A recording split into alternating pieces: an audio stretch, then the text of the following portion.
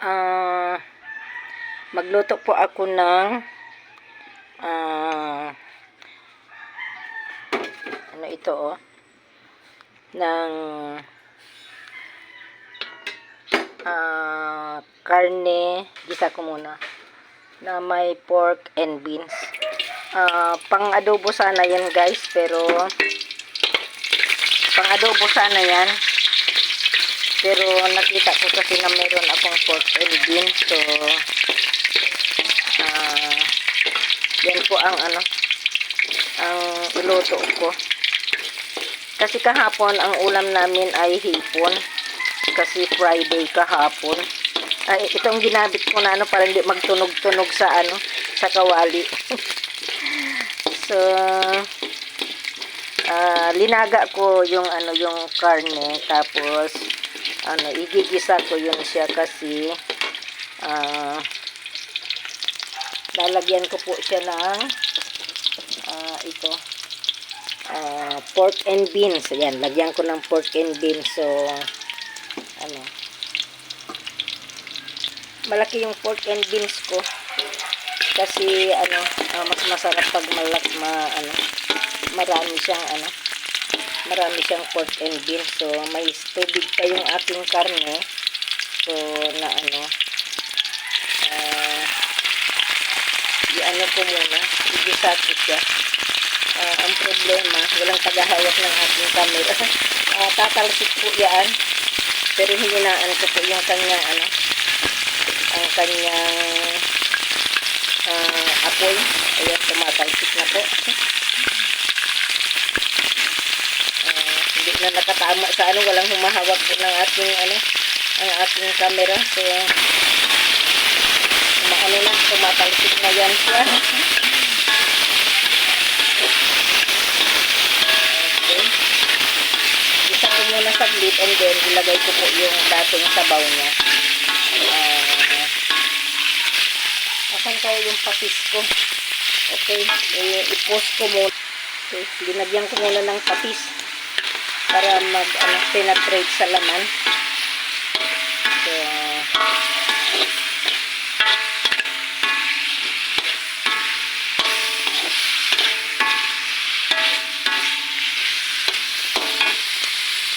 para maglambot, ibalik ko yung kanyang sabaw kanina, kasi meron na yan siyang kuwan kanina. So palambutin ko muna siya, tapos takpan ko muna para medyo maglambot siya, kasi dahan-dahan lang yung apoy. So ayan, tinakluban ko muna, dagdagan ko muna ng sabaw. Okay, kumukulo na.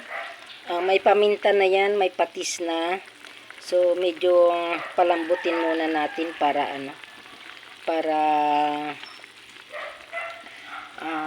para masarap-sarap. Palambutin po muna natin. Okay, hindi pa siya malambot, so pakuluin muna natin, at hindi pa siya malambot. Takpan muna natin konti para maglambot siya. Kasi mas masarap kasi yung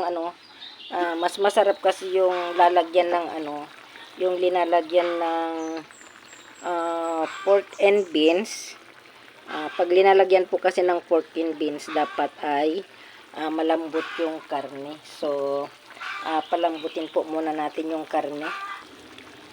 Di pa po malambot, medyo matigas-tigas pa siya. So medyo konting lambot pa para para masarap siyang lalo na yung asawa ko ay medyo pustiso yung ngipin, di gaya sa akin. Medyo kasi yung aking ngipin. So hindi basta-basta, kasi hanggang sa ngala-ngala meron siyang meron siyang brace. So meron siyang mahaba yung hindi gaya yung asawa ko na salpak lang yung pero yung sa akin kasi hanggang sa ngala-ngala meron siyang jacket. So hindi basta-basta matanggal. Hindi basta-basta ma-crack kasi hanggang sa ngala-ngala. Sa kanya dito lang sa parang sinasalpak lang, pero yun sa akin meron hanggang sa hanggang doon sa ngala-ngala niya. Meron siyang brace. So, okay, takpan po muna natin para maglambot po siya. Tigas pa rin. Takpan natin ulit. Maano pa? Matigas pa rin siya.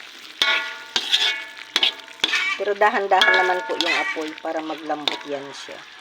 Pang-adobo po ito, pero gusto ko kasi, nakita ko kasi kanina pag nakita ko meron pork and beans. So, dadalawa lang man kami. So, yan lang. Ganyan lang kadami. Kasi naglalagay ako sa rep, isang lutuan sa sa Tupperware para hindi ako magbabad ng hindi ko ibabad sa tubig. So, ayan. Isang lutuan lang.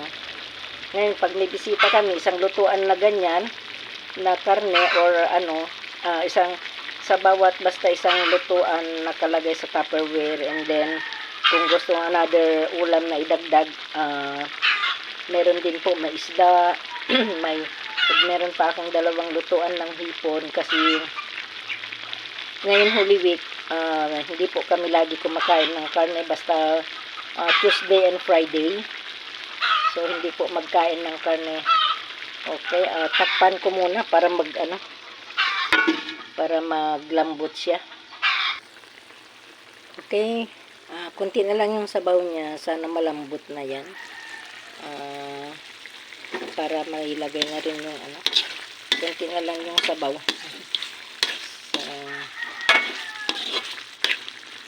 So, masarap kasi kung may paminta na po yan, sibuyas, may okay, takpan natin ulit.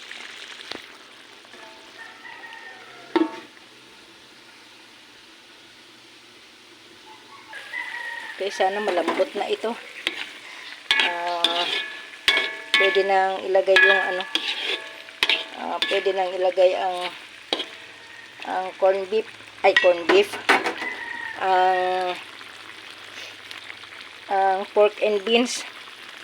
Okay, nilagay ko na yung pork and beans.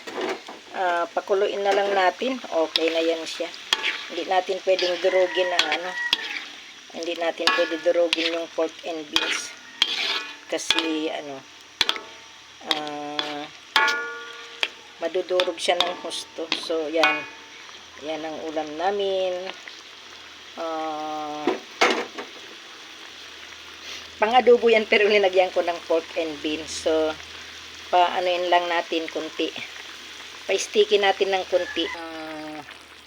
Lagyan ko ng kunting itong ketchup ko ay Del Monte original.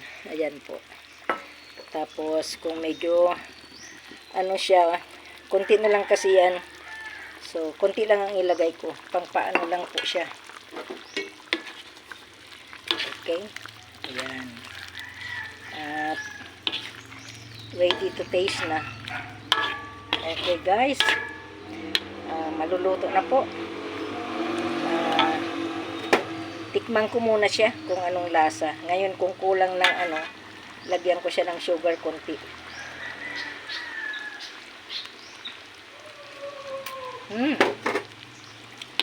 Sarap po.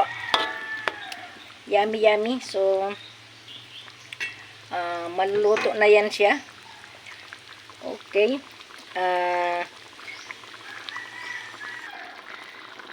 Linagyan ko ng kunting sugar para kasi maasim yung yung Del Monte ketchup. So, ayan. Lakasan natin para mag-sticky siya ng kunti. Okay, guys. Luto na po yan siya. So, pwede na po natin siyang hinaan ng kunti. At maluluto na yan. Maraming salamat po. Sana nagustuhan nyo itong aking luto. pa-like and share po. Thank you very much. Very appreciated po sa inyong pag-like at pag hindi po pag-skip ng ads. Thank you very much. Jesus loves us.